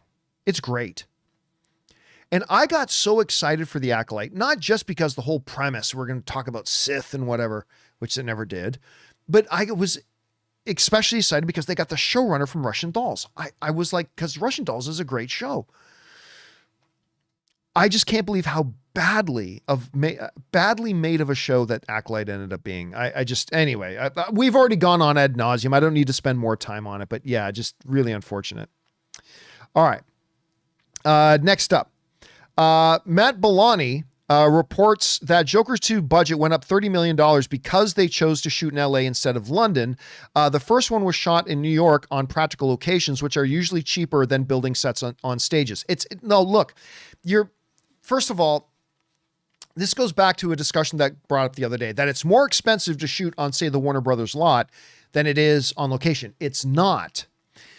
First of all, when you look at cities, that are done on sets, these are facades. They don't actually build physical buildings. They build facades on these sets. Let me see if I can bring up something here. WB lot set facades. All right, let me see if I can bring up like a couple of images to show what I'm talking about. Okay, this is a great example of this. So let's say you got this, right? Oops, you got this. They didn't actually build those buildings. Okay. This is on the Warner Brothers lot. What you're looking at here is just what they refer to as facades. And I'll bring up the second picture so you get a better idea about what we're talking about. You see this? It's just a wall. It's just one wall. And what they have on these studios is they have huge collections of fake storefronts and whatever that they just put as a skin on these buildings and streets. So this looks like a good 1940s, 1930s, 1950s kind of rural kind of downtown street that overnight could be made to look like a 2022 high-tech downtown neighborhood of some like Silicon Valley or something, because they literally just peel the skin off the front and put up the different skin. It's incredibly fast and it's incredibly cheap. Is it more expensive to shoot in LA than in other cities? Absolutely it is. 100% it is. That's one of the reasons why so much production is being done in different cities around the world now, is because it's expensive to shoot in LA. It absolutely is. What is not expensive is shooting on these sets. Building out these facades is an incredibly inexpensive, incredibly fast, and incredibly convenient things for studios to do. It's really easy. It's very quick, and they can literally turn over. They can shoot one movie on this street on one day, and then they can literally turn around and shoot another movie that takes place in a completely different time or a completely different place in the world or anything like that the very next day. They can literally transform it into this overnight. So the reason I mention all that, because somebody said on the show the other day, one of our viewers wrote in, it might have been the same person, wrote in and said, it's more expensive to shoot on these lots than it is out on the streets. And it 100% is not. It is 1000% not. These are by far the easiest, cheapest, most convenient way to do it. Not free, but it's definitely the cheaper way to do it. Anyway. All right. Let's see. Next up, another anonymous here. By the way, guys, I want to remind you, when you use the tip link to send in a question, unless you want to remain anonymous, if you do, that's fine. But I really want to make sure if you're sending in a question to give us something fun to talk about and you're supporting our channel, I want to make sure you get a shout out. So you got to remember to fill in the place that asks for your name, because if you leave that blank, it automatically just says anonymous. And I just want to make sure you guys get a shout out. But if you want to stay anonymous, that's fine.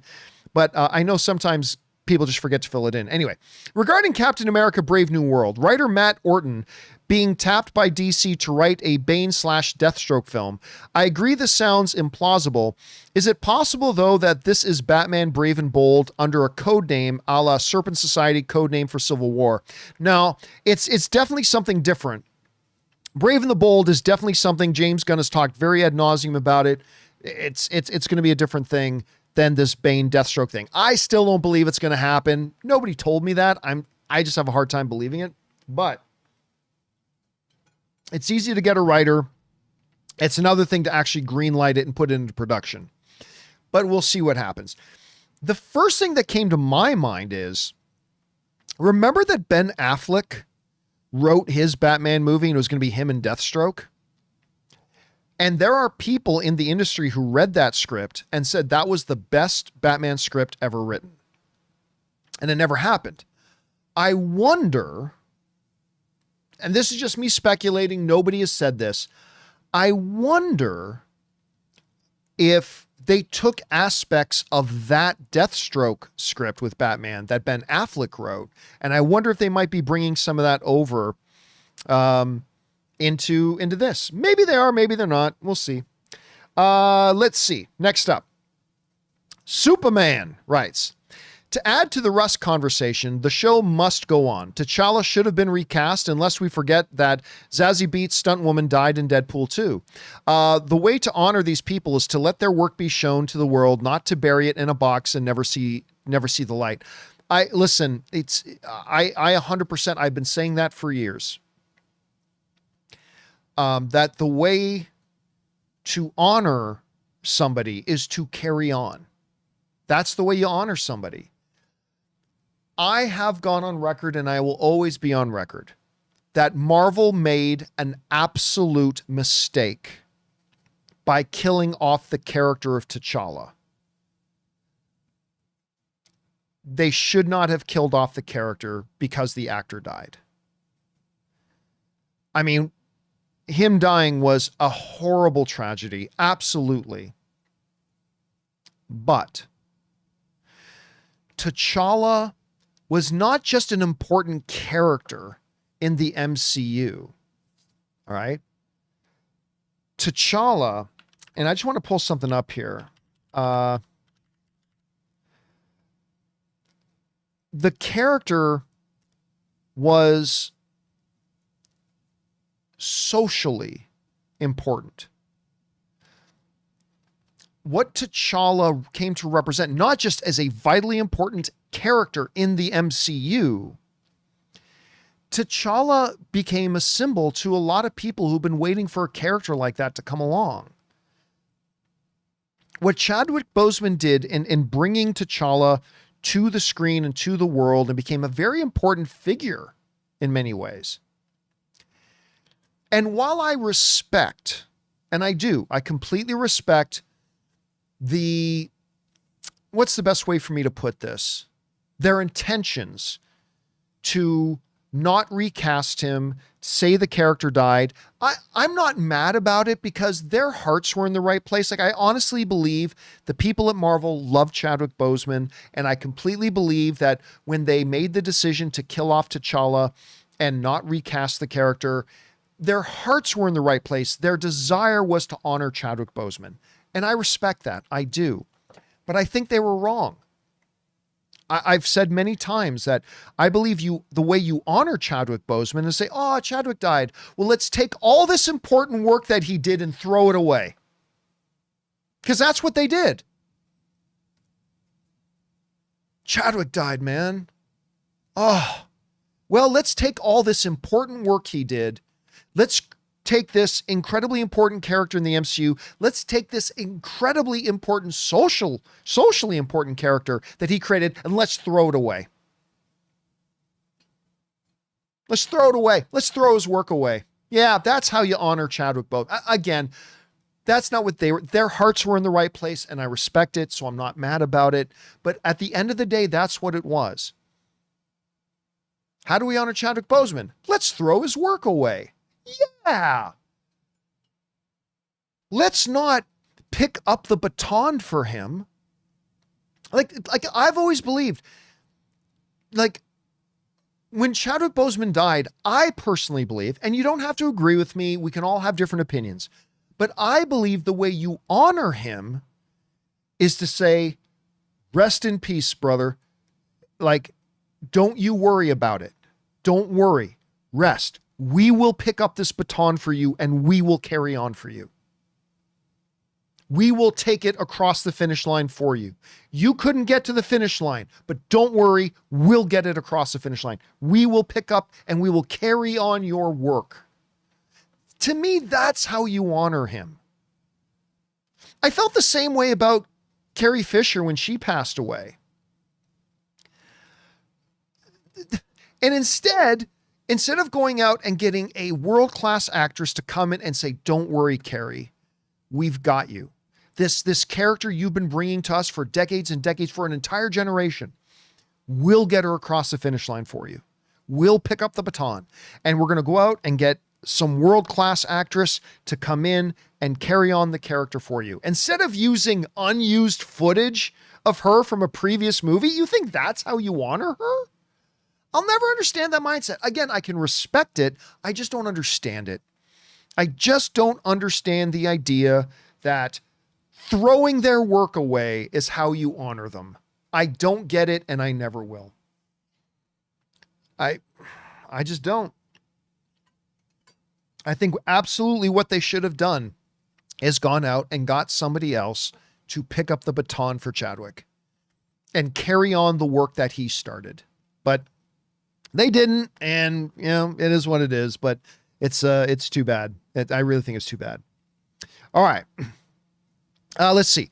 Anthony writes, Rings of Power Season 2 was my favorite show of the year. I actually like Season 1. See, there are people who like Season 1. I didn't, but I'm glad you did. And I love the movies and I love the books. This show is a gift to fans of Tolkien and high fantasy. Seeing Rivendell in the final shot of Season 2 brought tears to my eyes. Did we see Rivendell?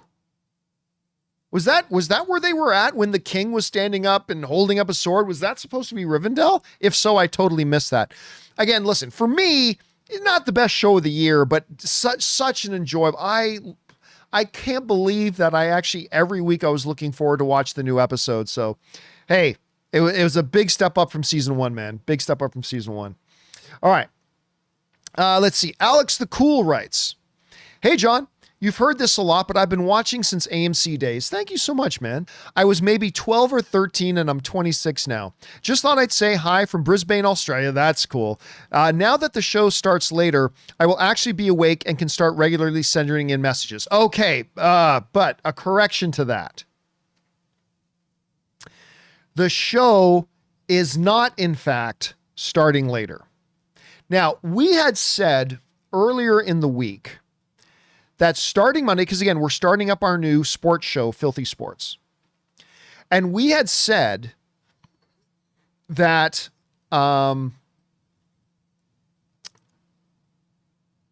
if I can get this loaded up here. Yeah, there we go.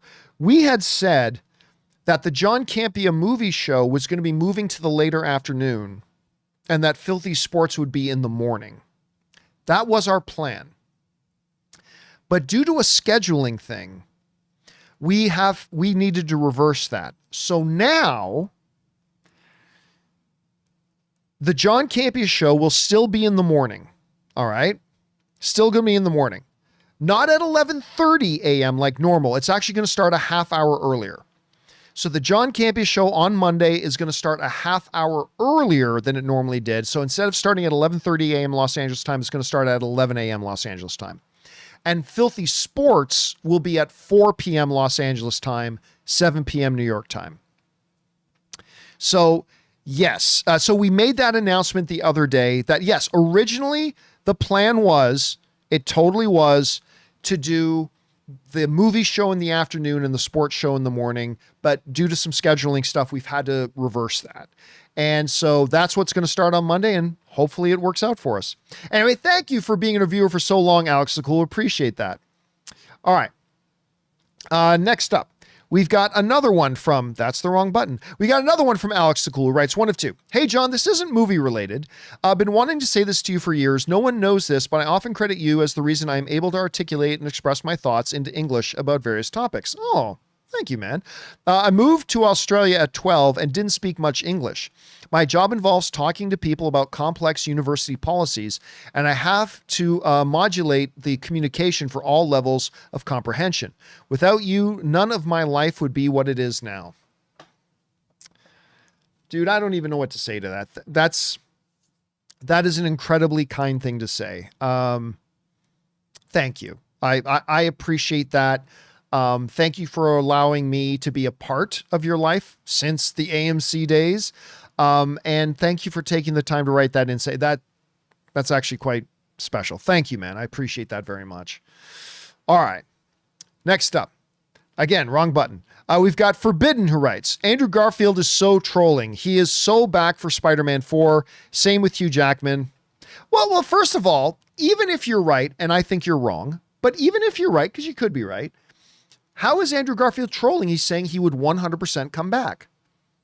He would be like, what trolling would be is if he already knew he was coming back, but he said, nah, I think I'm done playing Spider-Man. Like, he's literally out there saying, I would 100% come back. I would 100% come back to do that. So I'm not sure how that's, I'm not sure how that's trolling. And again, I still don't think he will be, and I don't think Hugh Jackman is, but it's absolutely possible that both could be true. We'll find out. We'll find out soon enough. All right. Next up, Sam Fisher writes, I want to hear the YouTube channel Sideways' thoughts on Joker 2. If you don't know him, he looks at music, movies, musicals, in music and movies. He's done some great video essays on Les Mis. I've personally never heard of him myself, so I can't comment on that, Sam. Which is okay. I'm sure they've never heard of me either. Benji Worldwide writes, Sup, John? I was listening to you talk about Garfield's joy about playing Spider-Man, and it kind of hit me in the feels. In my late 30s, I started a new venture that gained me 1 or 2 legit fans. It pays terribly, but it's a great feeling to make people smile. You know, I have to admit that I have also been very, very lucky in doing what I do, that I've had a lot of people, I mean, obviously nothing on the level of Andrew Garfield, clearly, but I've been very, very lucky in the sense that I've been very fortunate and blessed to have had people tell me, like one of our the other person, I think it was Forbidden, who's saying, or not Forbidden, who was it that said that? Alex the Cool, who have written to us to say, you guys remember this a number of years ago. We read this on the show. I don't think I've ever gotten an email that has broken me as much. And you guys, some of you were probably around for it when we read this. It was a couple of years ago, where we got an email from a guy. And it's been a number of years, so I might be getting a couple of the details wrong. But I believe it was his nephew. At any rate. Kid was in the hospital, and the kid loved watching Movie Talk, the show I did at AMC and Collider and afterwards. And they talked about how they would, in the hospital, watch our show together with the kid. And they would watch it together. And I'm not going to get emotional. And anyway, this guy wrote to let us know that that his nephew had now died, and he just wanted us to know that we had this fan who watched the show, and together as a family they would watch it in his hospital room. And it gave them bonding and fun moments together watching our show. And this guy wrote to us just to say, thank you for helping create those memories. I'm going to take a drink. For creating those memories. And I remember we got that email and I brought it into the team, and I read it to the team in the morning, and a couple of the team members just cried because the email was written much better than I'm recounting it right now. But at any rate, I've been very lucky, having done this as long as I've done it, to have had people over the years write in and say, I was going through a tough time last year, but your show helped me get through it. Or like, it's just the weirdest thing. And I'm always amazed by it. And I just can't believe that I get to be, even indirectly and maybe even unknowingly, to be a part of a lot of people's lives just from doing a stupid little YouTube show from my garage. So I'm very cognizant of that. And I think that's why I really appreciate it when I see somebody who's on a way different level, like an Andrew Garfield, say that they are also aware that the fact that they get to do something that brings joy to people is important. And that's why I think it means so much to me to see somebody like an Andrew Garfield say that. Anyway, I'm not articulating this well, but you get what I'm saying. So thank you for that, man. I appreciate that. Okay. Let's see. Kyle Erickson writes, I love Joker 1, 10 out of 10, and like Joker 2, 5 to 6 out of 10. Good, but not great. I like it a lot more than The Last Jedi and Wonder Woman 84. I hope Todd and Joaquin would work together again on a different project. Am I in the minority? I mean, listen, I wouldn't mind seeing them work together again. Todd and Joaquin work again. I mean, look, the result of that was the first Joker. It was great. Okay, second Joker wasn't.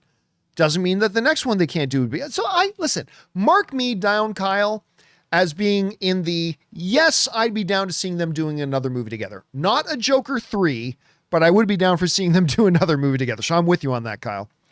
All right, Sounder writes, I appreciate your well-spoken takes on Rings of Power. There are certain Tolkien lore channels on YouTube that are fantastic at delving into the books, but their suggestions to make Rings of Power better would also make it unpalatable to the general audience. Maybe yes and maybe no. I mean, listen, maybe. I mean, I'm sure I've got ideas that maybe would be better and maybe would be worse for the general audience. Who knows? Ideas are ideas, right? It's fine. I'm certainly not saying that there weren't areas that they could have been, say, more faithful to the source material, and maybe that would have worked out even better. I also believe there are areas that they differed from the source material that had they not differed, it probably would have made the show worse. But I mean, ideas are ideas. And just because I don't know which channels you're talking about in particular, and that's fine. But I'm sure if they're expressing that, it's probably because they felt maybe it would have made it more palatable. And maybe they're right and maybe they're wrong, but there's nothing wrong with the ideas. Nothing wrong with ideas. All right. Thanks for that, Sounder. Appreciate that. All right. Next up, Haunted Autumn writes, in response to your show on October 4th, yes, John Williams is the GOAT, but can we get a shout out for James Horner? Well, there's a lot of guys. Legends of the Fall, Braveheart, Titanic, one of the greatest composers of all time, a legend in his own time, too soon forgotten, R.I.P. King. I don't think he's forgotten at all. I mean, but guys like him, Howard Shore, and then like modern guys like Michael Giacchino and stuff like that. Like we, as film fans, and it's unfortunate, you know, a lot of movie fans, number one, we recognize actors because they're the ones who we get to see their faces. Number two, directors. But after that, there's a lot of people whose genius goes into making movies what they are that don't get the credit. Writers, a lot of writers. People never know their names. Composers. Unless it's John Williams, most people don't know their names. And a lot of people, cinematographers, very, very few people will recognize the name of a cinematographer. And all these people, and in this context, the composers, like Horner, just never get the credit they deserve. And so, I think you're absolutely right about that. All right. And our last question of the day comes to us from MK Matt, who writes, thoughts on having a special Oscar ceremony for past performances that didn't win? No. But were extremely deserving. Maybe have this every 20 years or so. I just believe that there are so many deserving winners that didn't win because of superior competition. Nope. Nope. 100% no. And I'll tell you why, because that lessens the award. To me, and this is just my opinion, okay? I could be right. I could be wrong. Just my opinion. To me, part of what makes winning and having an Oscar so valuable is the fact that it is so hard to get one. It's the hardest thing in the world, man. Like maybe you're a director and you just directed your ass off, the best directing job you could have done in your lifetime. But if you happen to do it in the same year that somebody else did it a little bit better, you don't win. And there were like literally 750 other movies with directors that were eligible. And it's like you against 750. Part of what makes the having an Oscar so valuable is how hard it is to get. And the moment again, this is just my opinion. I think the moment you start handing out participation awards, I mean, you didn't win, but you did really good. So here's an Oscar anyway. I think you start to cheapen the Oscar. I think you start to cheapen it. The moment you make it less special and less difficult to get, and literally it's like, hey, you didn't win, but here's one anyway. I personally feel, and again, this is just my personal feelings. I could be wrong. There could be some very valid arguments to make against this. I'm just saying, in my opinion, when you lessen how rare it is to get one, when you lessen how difficult it is to get one, and you start just handing them out even though you didn't win, I think you lessen the Oscar itself. So I totally love your heart where you're at with that, Matt, MK Matt, because yeah, there are some great movies. Again, I always go back to Robin Williams, and I believe it was Good Morning Vietnam. I think that was the movie that was the same year. Robin Williams, or was it Dead Poets Society? I'm forgetting which one it was. But there was a year that Robin Williams completely deserved to win an Academy Award. He just had the misfortune of being nominated the same year that Michael Douglas was nominated for Wall Street. And nobody was going to beat Michael Douglas in Wall Street that year. Robin Williams should have had 2 Academy Awards instead of 1, but that's the way it is. In many other years, Robin Williams would have won that award that year. In many other years, against many other groups of nominees, Robin Williams would have won. He just had the misfortune that year of it being the year Michael Douglas did Wall Street. I can't remember off the top of my head who the other nominees were, but think about all the other nominees the year Daniel Day-Lewis won for There Will Be Blood.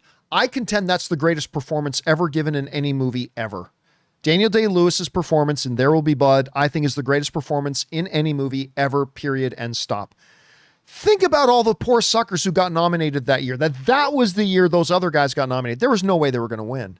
Didn't matter how good they were. There was no way they were going to win. But again, to me, that's part of what makes the Oscar so special, is how incredibly difficult it is to get one. So anyway, that's just kind of my thought.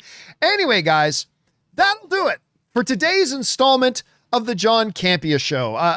The later edition, again, we couldn't do one earlier today because we were busy getting things ready for the sports show next week.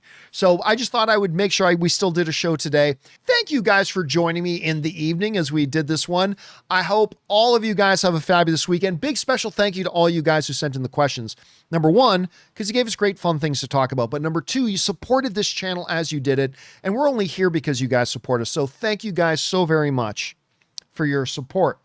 I'm going to see if I can do an open mic this weekend. I got a lot of stuff I got to do, so we'll see. If not, we'll be back again on Monday.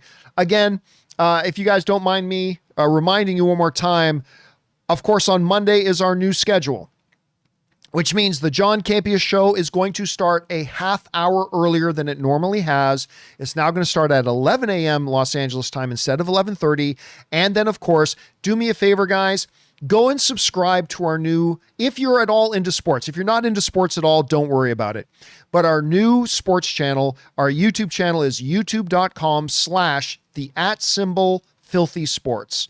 youtube.com/filthysports. Go and subscribe to it now. Our first live show is going to be at 4 p.m. Los Angeles time on Monday, and I hope a lot of you guys will come and join us if you're at all interested in sports, because that's what we're going to be talking about. Anyway, guys, that'll do it for me. Thanks a lot for being here. My name's John Campea, and until next time, my friends, bye-bye.